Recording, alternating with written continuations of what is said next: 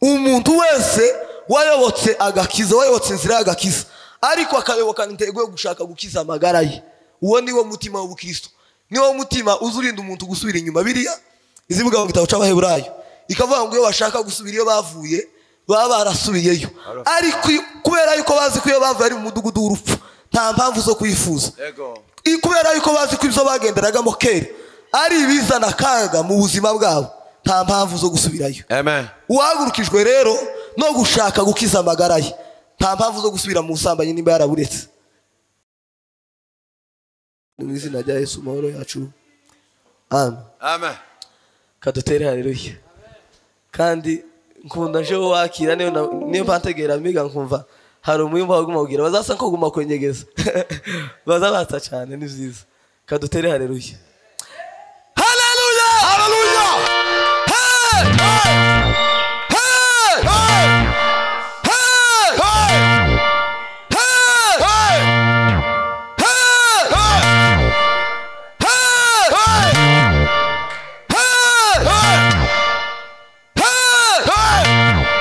Amen. Amen.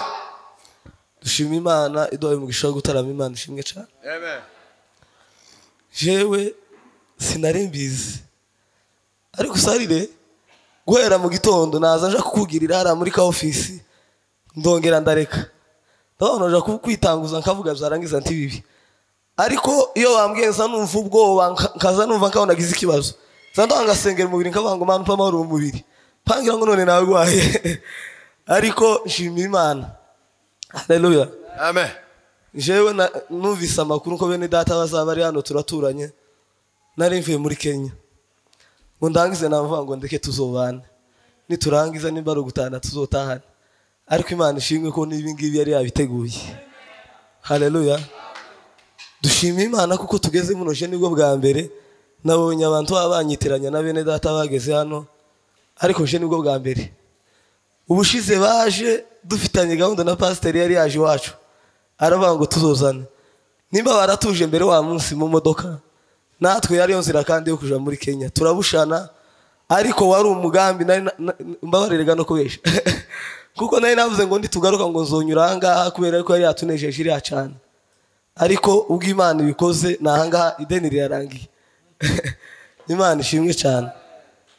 Shima Imana na bene data bemeye kujana na apotre kajana na evangeliste no kumva umwanya bamaze kugira ninkaba bitagize, ariko iyo Imana nyine yabishatse bizabiba.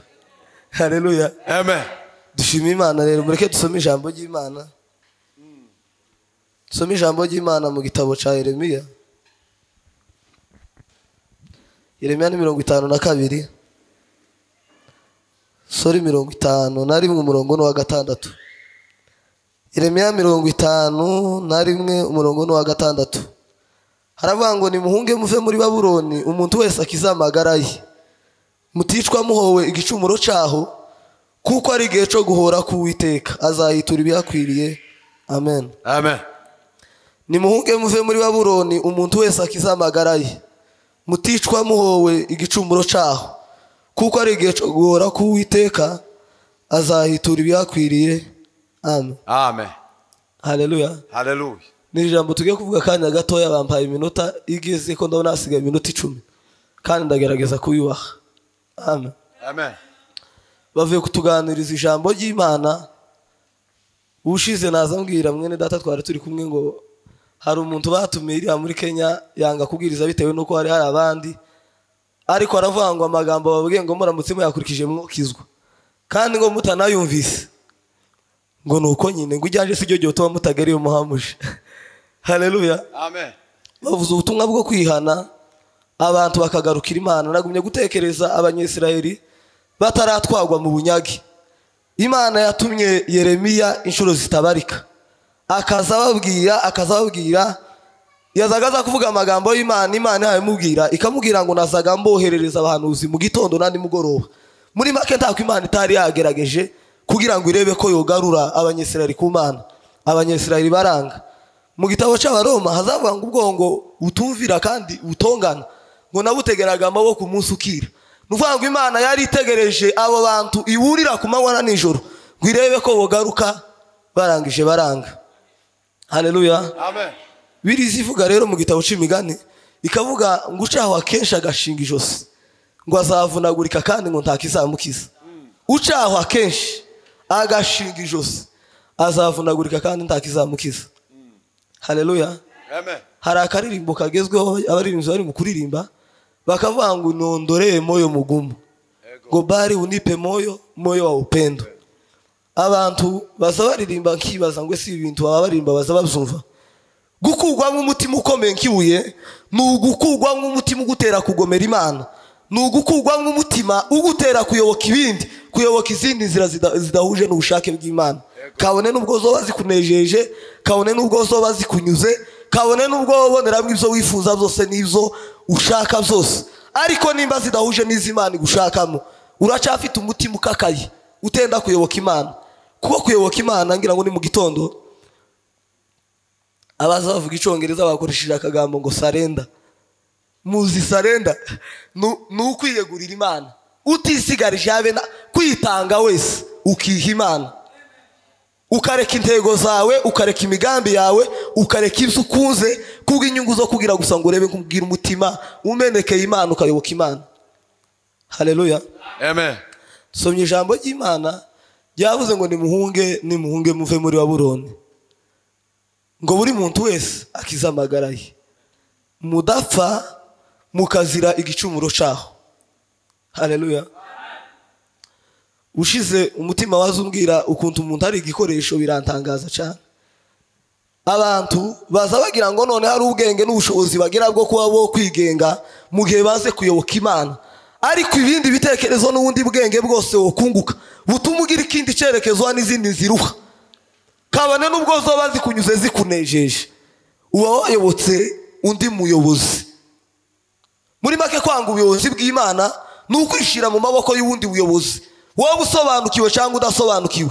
Gukorera Satani si ukwiha uburozi kuko ari bwo buvugwa cyane, si ukwiha ubusambanyi, si ukwiha ikindi cyaha icyo ari cyo cyose. Gukorera Satani ni ugusha gusa umwanya n'ubushake bw'Imana.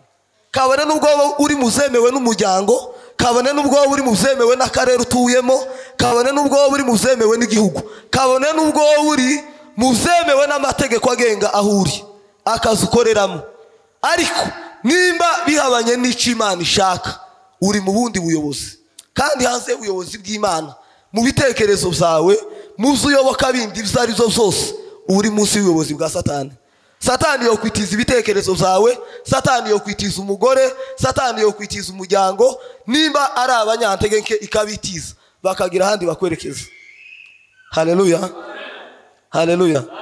Rero guhagurukira gushaka uburyo bwo gukiza ubuzima bwawe, guhagurukira gushaka uburyo wokiza amagara yawe. Nituvuga Babuloni mwumve isi, nituvuga Babuloni mwumve uburyo ki worenga isi. Bazaririmba iriya ndirimbo shikantangaza kavuga ngo nimbagwa cyangwa mu ikanisa twaba twabura umuntu n'umwe ngo navuye mu byahamva mu butware bw'isi. Gukugwa mu butware bw'isi uko amakanisa menshi avuga Imana, akora imirimo y'Imana, ariko utuye munsi y'ubutware bw'isi. Kurenga systeme y'isi, kurenga ubutware bw'isi n'ukubaka mu mahame y'ijambo ry'Imana ku rugero isi yovuga, amategeko yobaho ya leta aremereye, ibindi byose byobaho bitokubogamira ku Imana hayivuga. Kandi aho ngaho niho benshi batemwa nimba rugutemwa abandi bagafungwa. Rero kuvuga ngo wagize gutyo uzobanza utubwira ikigero wenda c'intambara wagwanye niturangiza twumve ko hari wagajije systeme y'isi wahangana nayo. Ariko kuvuga systeme y'isi biragoye cyane, kuko nituvuga isi nakuza umuzungu wabisobanuye neza, aravuga ngo nituvuga isi ntimukaza mwumva imisozi mwumve za Lake Victoria zino Kampala n'ahandi. Isi ni systeme ya Satani iyahindura ibintu ibi bigahinduka ibyiza. Birizwa mu gitabo cya Yesaya ngo bazabonisha ngo abantu bafata ngo ibintu bibi bakabishira mu cyimbo cy'ibyiza, ibisharira bakabishira mu cyimbo cy'ibiryohereye. Systeme y'isi ni systeme yahinduranye ibintu, ibi bakabyita byiza, ibyiza bakabyita bibi. Nimba gufungisha ari bibi, systeme y'isi kirabyemeza. Nimba gusambana kw'abagabo ku bandi ari bibi, systeme y'isi kirabyemeza mu bihugu. Nuko iyo niyo si rero. Haleluya. Amen. Haleluya. Haleluya. Nuko ngo kwinyagambura isi, gukugwa muri systeme y'isi, nukwemera kwigira kuri Yesu ku rugero uvugurwa mu bitekerezo intego ukazagikisha ko zisa n'iz'Imana, warangiza ukayobokana Imana umutima wose, ariyo gusa ihaye gutekerereza, ariyo umujyanama wawe, ariyo mwarimu wawe. Birizi bango basize ngo bene uko gusigwa ngo ntibazagombera undi mwigisha, uwigishijwe n'Imana, uwayobotse Imana akigira ku birenge by'Imana, azarenga systeme y'isi ntabikomeye, kubera yuko ubuyobozi bumuyobora uri hejuru y'isi. Amen. Haleluya. Haleluya. Biriya rero yavuze ngo nimuhunge muve muri Babuloni. Umuntu ni igikoresho. Biriya izivuga ngo ibiva mu muntu ngo nibyo biza bimuhumanya, ibiva mu muntu ngo kuko mu muntu niwe watuye ubusambanyi, niwe watuye ishari, niwe watuye urwango, niwe watuye iki. Nukuvuga ngo izo ngivyo iyo bisabanye nanga ukabona umuntu aragukwajije, tukazugira ngo wa muntu abatomboye gusiki kurimo, urwango rugutuyemo. Iyo ubaye umunyantege nke ubwo rwango ruzamuka rukagutegeka. Iyo ubaye umunyantege nke ubusambanyi bugutuye, tukazugira ngo wagushwe n'ubukobwa bwaha, ni iki kurimo cyazamutse kirakura. Birizi ivuga ikavanga umuntu ngo azayoshwa ngo yakuruwe ngo nirari rimugira gute rimukomokamo. Ibyifuzo by'ubusambanyi bigutuyemo. Nubona agakobwa kambaye nabi bizoza byamabyigira gutya. Nubona umuntu akugiriye nabi umujinya uririye uzoza umva hari ukuntu bigenze. Haleluya. Haleluya. Rero guhunga ushaka gukiza amagara jeza numva niyo moteri izishiga ubuzima bw'umukristo ntabe yosubira inyuma. Umuntu wese wayobotse agakiza, wayobotse inzira y'agakiza ariko akayobokana intego yo gushaka gukiza amagara ye, uwo niwo mutima w'ubukristo, niwo mutima uzurinda umuntu gusubira inyuma. Biriya izivuga mu gitabo cy'Abaheburayo ikavuga ngo iyo bashaka gusubira iyo bavuye baba barasubiyeyo, ariko kubera yuko bazi ko iyo bavuye ari mu mudugudu w'urupfu nta mpamvu zo kwifuza, kubera yuko bazi ko ibyo bagenderagamo kera ari ibizana akaga mu buzima bwabo nta mpamvu zo gusubirayo. Amen. Uwahagurukijwe rero no gushaka gukiza amagara ye nta mpamvu zo gusubira mu busambanyi nimba yaraburetse. Ariko bushize twari dutaramye na bene data iyo twari turi, noneho twumva ko abavuga ubutumwa, abapasiteri, abanuzi bagihagaze neza mu kuri bagomba guhagurukira gukangurira bene wacu kuva mu ziringiro z'ibinyoma. Ni abantu bazavuga ngo barakijijwe badakijijwe, ni abantu bazavuga ngo batunze ubuzima bw'Imana bakatura ibyiringiro zo kuja mu ijuru, ariko babona bose majority igana ikuzimu. Ni abantu bahamya ko ari intungane ariko ukibabonaho imyanda.